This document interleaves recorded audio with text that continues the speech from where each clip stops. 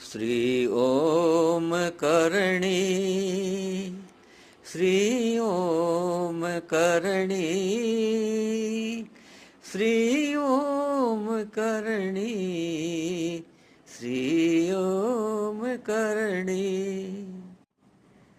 नमस्कार। देखो, माता जी ने राव रिडमल को एक नसीहत दी, शिक्षा दी कि यदि तू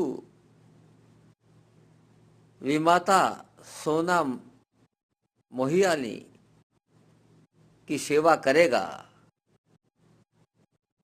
तो तेरे को मंडोवर भी मिल जाएगा।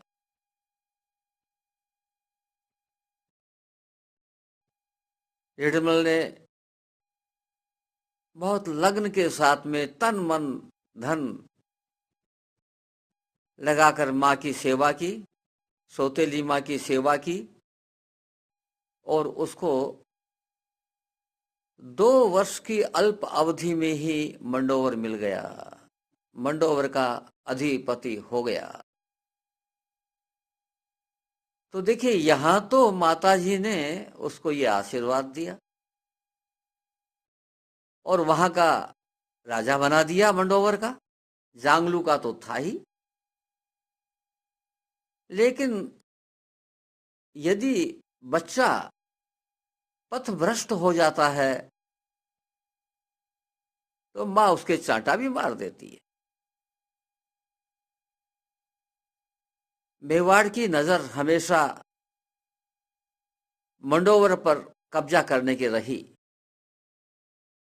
लेकिन ऋणमल जो था उसका सही नाम था रणमल्ल, यानी रण में जो मल्ल हो उसको फेस टू फेस कोई जीत नहीं सकता था, ऐसा रणमल्ल था वो। मेवाड़ चाहता था मंडोवर पर कब्जा करना, लेकिन सामने के युद्ध में रिडमल से पार पाना संभव नहीं था। अतः षड्यंत्र रचा गया। इस दौरान रिडमल बहुत ज्यादा भोग विलासी, बहुत भयंकर रूप से दारू का सेवन करने वाला हो गया। दारू का सेवन आपको बताया गया कि यह महापाप है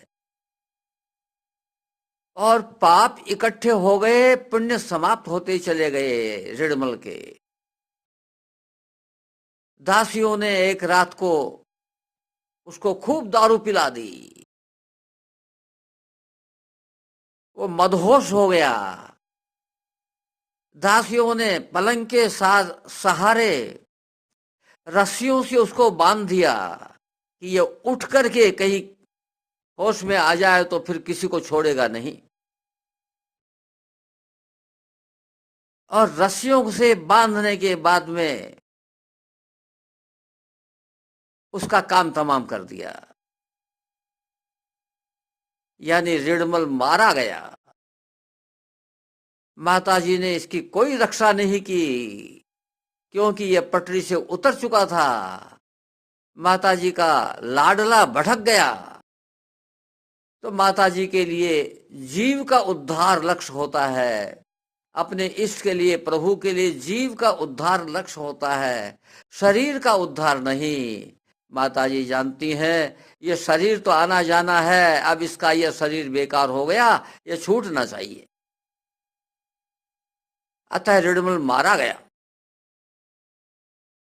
रिडमल मारा गया तो एक कोई वफादार कर्मचारी था, वो चिल्ला करके जोधा को कहता है, रिडमल का बड़ा बेटा जोधा था, तो जोधा को कहता है, जोधा भाग सके तो भाग, रिडमल तेरो मारियो। यानी जोधा भग सकता है तो भग जा, रिडमल तो मारा गया तेरा। घोड़े तैयार ही रहते थे, चाहे रात हो चाहे दिन हो, पता नहीं किस समय क्या आवश्यकता पड़ जाए। राव जोधा घोड़े पर चढ़ करके छोटे भाई कांधल के साथ किसी प्रकार से प्राण बचा करके भाग गया।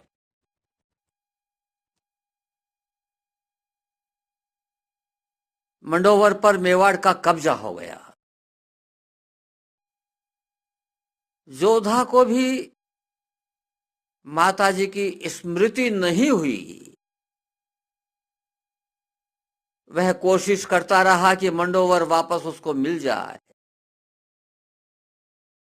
कुछ वर्ष फौज इकट्ठा करता, धावा करता, हार जाता, वापस आ जाता।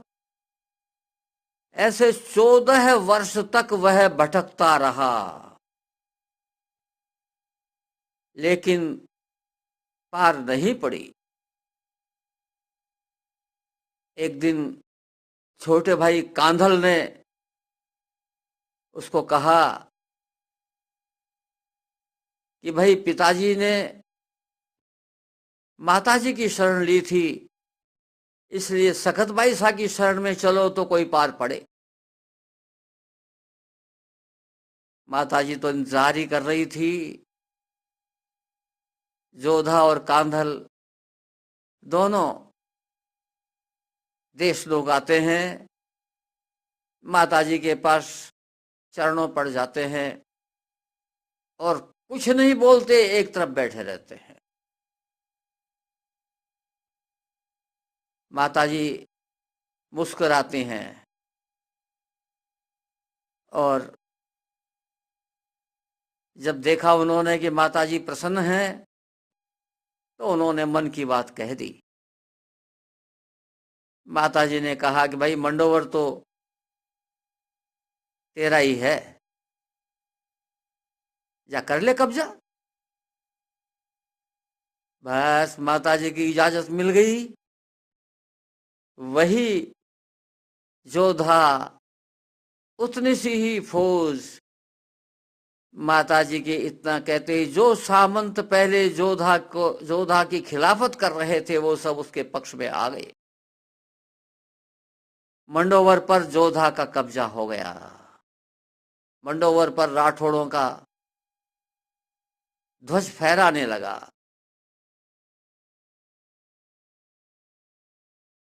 अब जोधा ने सोचा कि मंडोवर का दुर्ग सुरक्षित नहीं है। मंडोवर से 9 किलोमीटर की दूरी पर एक पहाड़ी है, उस पहाड़ी पर दुर्ग बना लिया जाए। कांधल बहुत ही सयाना व्यक्ति था, बहुत बढ़िया राय देने वाला व्यक्ति था। कांधल ने भी हाँ कर ली। तय हो गया कि वहां पर किला बनाना है। पहाड़ी पर बहुत बढ़िया स्थान है। अब पहाड़ी पर एक नाथ संप्रदाय का बहुत ही तपस्वी साधु रहता था, चिड़िया नाथ जी नाम थे उनके। उनसे प्रार्थना की कि यहां पर राव साहब किला बनाना चाहते हैं, आप कहीं और पधार जाएं। नाथ साधु ने मना कर दिया कि हम तो यहीं रहेंगे भाई, कहीं नहीं जाएंगे। अब तो मुश्किल हो गई, क्या करें, कोई उपाय नहीं। सिद्ध साधु है, इसको नाराज कर नहीं सकते, तो अब इसका उपाय क्या किया जाए। कान्हल ने कहा, ये यदि सगत बाई सा यहां पधार जाएं तो हमारे सारे काम सिद्ध हो जाएंगे। अमराचारण और एक तिमरी का पुरोहित, इन दोनों को एक रथ और कुछ घोड़े दे करके भेजा माताजी को लिवाने के लिए। अमराचारण बहुत समझदार था, सयाना था। नेक आदमी था, मथानिया का था। पहुंचता है माताजी के पास में, प्रार्थना करता है कि माताजी आपकी कृपा से मंडोवर तो राठौड़ों को मिल गया, अब नए किले की स्थापना का विचार चल रहा है। आपका यदि आशीर्वाद मिल जाए, आप वहां पधार जाएं तो सारे काम सिद्ध हो जाएंगे। सब राठौड़, सारा मंडोवर, आसपास के लोग आपको देख करके तृप्त हो जाएंगे। माताजी, आप वहां पधारने की कृपा करें। थोड़ी देर माताजी चुप रही, फिर मुस्कुरा करके बोली, अच्छा चालस्यू भाई। माताजी को ये सुन करके कि चालस्यू, चलूंगी, चलती हूँ।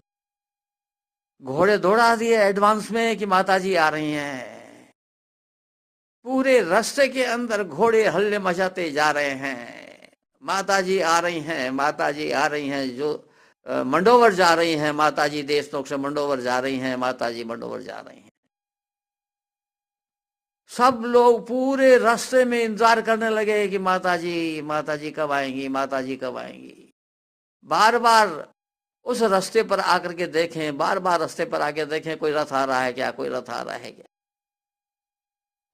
जो भाग्यशाली थे उनको दर्शन हो गए, और जो भाग्यशाली नहीं थे उन्होंने देखा कि रथ तो चला गया और हम तो रह गए। उन्होंने रथ की लीक को इस सिर पर लगा लिया। माताजी पहुंचती हैं वहां पर। उधर बाबा चिड़ियानाथ जी को मालूम होता है कि माताजी आ रही हैं, तो चिड़ियानाथ जी अपने धुने को एक सूती खेस में डाल करके और वहां से रवाना हो गए। अपना पालासनी पास में ही है, वहां अपना स्थान चुन लिया जहां आज भी उनका स्थान है। तो देखिए, ऐसे सिद्ध संत थे कि जलती हुई आग को एक सूती कपड़े में बांध करके ले जा रहे हैं। ऐसे सिद्ध संत थे चिड़ियानाथ जी। माताजी मंडोवर पहुंचती है, सब जगह प्रसन्नता की लहर दौड़ जाती है, आनंद ही आनंद छा जाता है। आज बस इतना ही। नमस्कार।